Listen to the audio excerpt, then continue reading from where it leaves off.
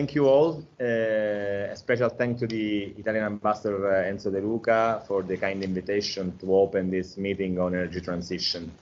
Well, this topic is a very complex matter, and maybe we have not yet understood its deep implications and its far-reaching consequences.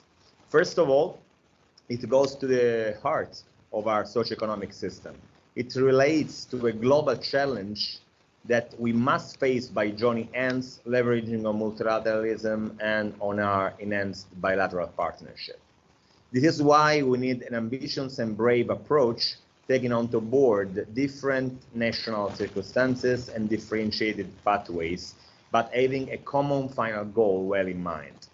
The fact is that we know much more now than we knew a few years ago, and the latest science tells us things that put us all in front of a challenge that is even direr than it was when we all subscribed to the Rio conference in 1919 and to Paris agreements back in 2015.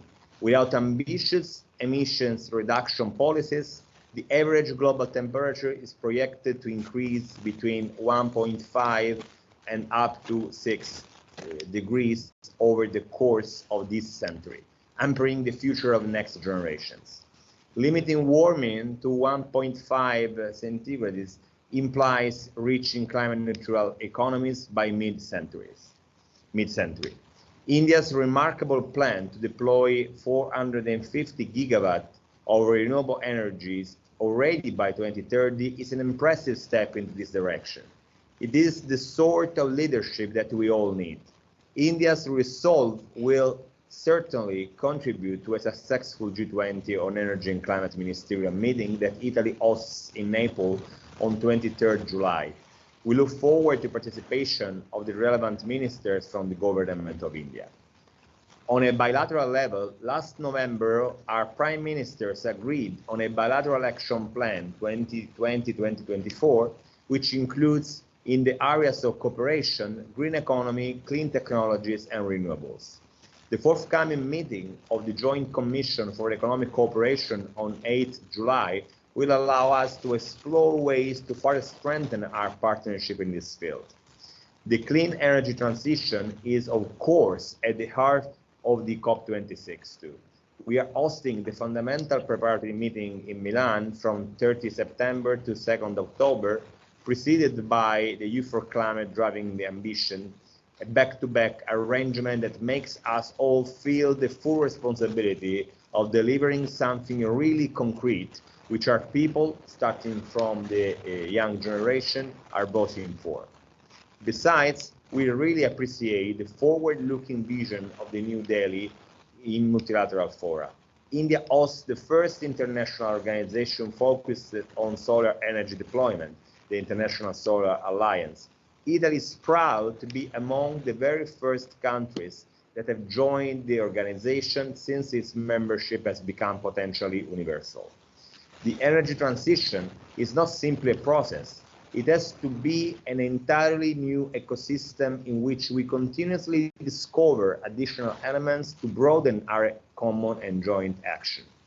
To build this energy ecosystem, we need to focus on three areas: opportunities offered by sustainable recovery measures, sustainable technologies, alignment of financial flows. There are some ample margins to build and reinforce our bilateral collaboration. The speakers that will follow me will elaborate much more on some of these aspects. First, recovery measures offers us a once-in-a-generation opportunity to build back better, actually to build forward better.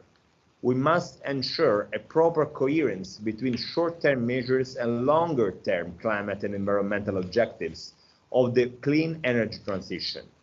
A green and inclusive recovery has the potential to create opportunities for income, growth, and quality jobs, both at national and global level. Such recovery will also significantly enhance the resilience of economies and societies in the face of accelerating environmental challenges. The decision made in the coming years of infrastructure, equipment, and systems in which we invest will affect the climate for decades to come. The choices governments are making in shaping their recovery packages will determine the country's capacity to be sustainable and comply with the Paris Agreement. Recovery plans made for the immediate term need to be aligned with objectives set at the international and domestic levels for the near term, that is 2030, and long term, that is 2050 and beyond.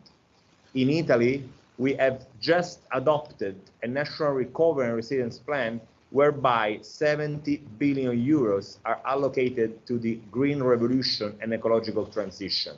And we have dedicated a specific ministry, the Ministry of Ecological Transition, to the task of monitoring this overarching theme of our modern world. Second, sustainable oriented innovation.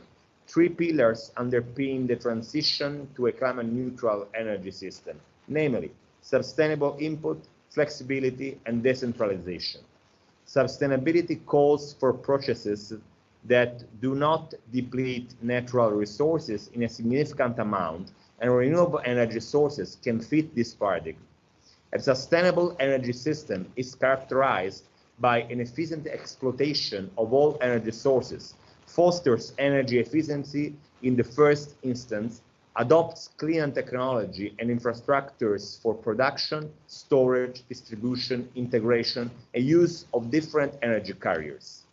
Excess electricity from renewables converted into fuel will drive the decarbonization of hard-to-abate industrial processes, and converted to heat and stored will enable further circularity and resource efficiency.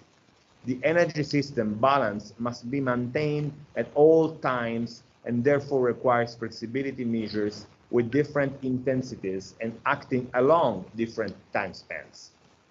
The increasing availability of cost-effective renewable energy technologies is accelerating a paradigm shift of the energy system from centralized energy generation to decentralized generation, relying on small-scale generation capacities not connected to the high voltage or gas grid, usually small-scale plants that supply electricity to a building, industrial site, or community, potentially selling back surplus electricity. Energy communities, as a cooperative bottom-up model to produce and consume energy, are therefore expected to play an important role in the transition. And our enterprises have the capabilities to develop such production models. Third and final point, alignment of financial flows and macroeconomics cross-cutting measures. Governments need to chart the macroeconomic, fiscal, real economy and labor market transformations required to support and accelerate the transition. Alignment requires economy and society-wide structural changes, including how labor markets are retooled, how macroeconomic, fiscal, and procurement policies are developed, and how innovation is incentivized and invested. Labor policy should reflect the need of the green transition and grasp its opportunities. Equality, economic growth, and social considerations require that job losses be estimated and that mechanisms be established to support displaced workers. National and international development banks can strengthen their contribution, while we should strive for climate risk and disclosures and ensure that all investments consider future fiscal climate risks and proactively adapt their infrastructure, systems, and communities. In the end, we should continue to reflect, on the one hand, on the distorting effects of fossil fuel subsidies, and on the other hand, on the possible benefits of the international carbon price mechanism. I'm certain that today's discussion will reflect and strengthen the strategic nature of the partnership between our countries and the desire to further develop our economic, social, and political ties on the basis of equity and mutual benefit. Our enterprises are ready to play a big role in this new scenario of green transition, and we are ready to invest much more in these strategic relations with India. I thank you for your attention, and I wish you good work.